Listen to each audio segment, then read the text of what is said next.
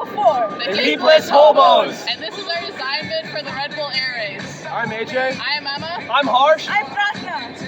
And while our airplane isn't as fancy as these, it still meets the requirements of our stakeholders. So who are our stakeholders? The first stakeholder is a pilot, and they're the driver of the plane, and without them we would not be able to fly, so that is why it is important to consider their safety and needs. The second is the FIA, and it is important to consider their needs because they set the standards and rules for the competition, and not following them leads to disqualification. Third is the government, such as the FAA, and they set the rules for flight competitions in general, and it is in their best interest to keep the flight competition safely protected under the law. Finally is the public, and that is anyone who is paying or viewing the event, and it is important to consider their needs because we must keep them safe and engaged during the event. What are our stakeholders' needs? So the pilot needs a climb angle higher than 20.5 degrees, and they must be able to land within 1,500 meters of the runway. Next, the FIA race organization needs a maximum Mach number of 0.4. The plane cannot be electric and must be single pilot. The fuel tank must be less than 34 gallons and a maximum 350 horsepower. The government needs the plane to meet FAA rules and the pollution is within acceptable regulations. And the public, the plane cannot be louder than 100 decibels and the impact radius between the crowd and the plane should be 100 meters and the gasoline cannot disperse past 100 meters into the crowd. The risks associated with our project include engine start failure, which could lead to potential engine damage or fire. A crack in the propeller can lead to severe vibrations and disintegration. Instrumentation failure deprives the pilot of crucial flight information. Lastly, adverse weather conditions and bird strikes are some risks that are out of our control.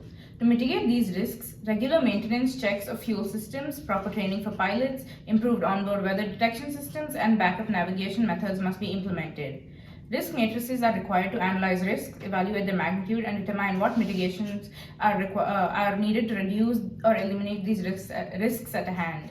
Shown here are risk matrices before and after mitigation. Our design process began with generating a general idea or concept for our aircraft. These concepts were inspired by aircrafts with a similar mission, for example, the Zivco Edge 540. Based on the reference aircraft, we chose the size and shape of our wings.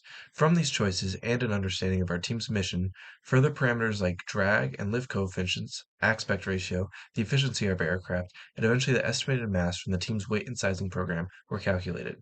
With these calculations and parameters for understanding the amount of power required for the aircraft led the team to choose a turboprop engine. Once these choices were made, the fuel used by the aircraft and the velocity at which it would travel in cruise were optimized in order to produce the fastest race time, balancing the amount of fuel used and the number of laps that could be completed per refueling.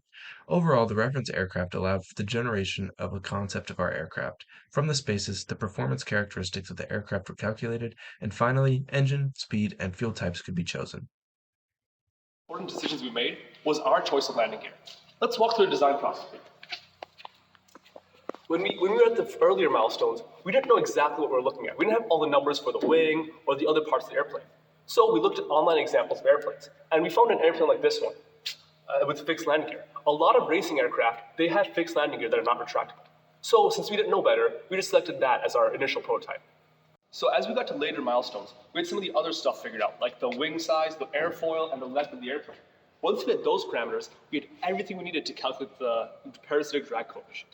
This calculation was a doozy, but thankfully, Nikolai Chapter 13 guided us through the entire process.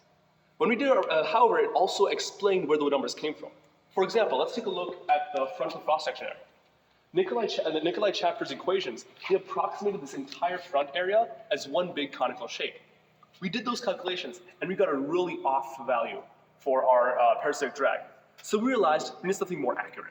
That's where we went to preliminary CAD to design a shape that would give us a more accurate frontal surface area based off of Zivco Edge 540.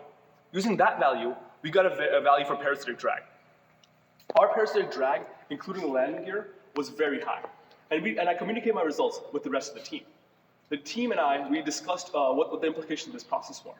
And later milestones, they did other calculations based on it. Based on our unanimous agreement, we decided we needed to go with a retractable landing gear to improve the parasitic drag coefficient. And based on this, I went back and redid my calculations. As this design process shows, our team is a team.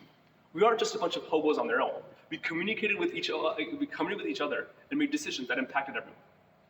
Based on everything we did this semester so far, the Heapless HOBOs present the plane with no money, no job, and no home. The Hobo 1. The elliptical wing increases span efficiency. The turboprop engine has a great thrust-to-weight ratio. The landing gear reduces parasitic drag. All of these design choices were made in order to optimize the aerodynamic efficiency of the airplane. This airplane is meant to go slow and steady and win this extremely long endurance race. Designing an aircraft isn't easy. There are so many graphs and calculations.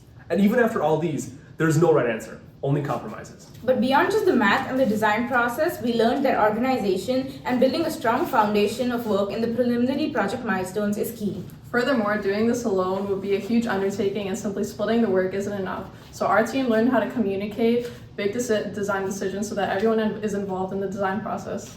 One person's decision impacts others' calculations and choices. This is one of the advantages of having MATLAB code. Changing one value does the calculation for us. We would discuss what choices to make for our airplane. And I would say the biggest thing we learned is how to design together.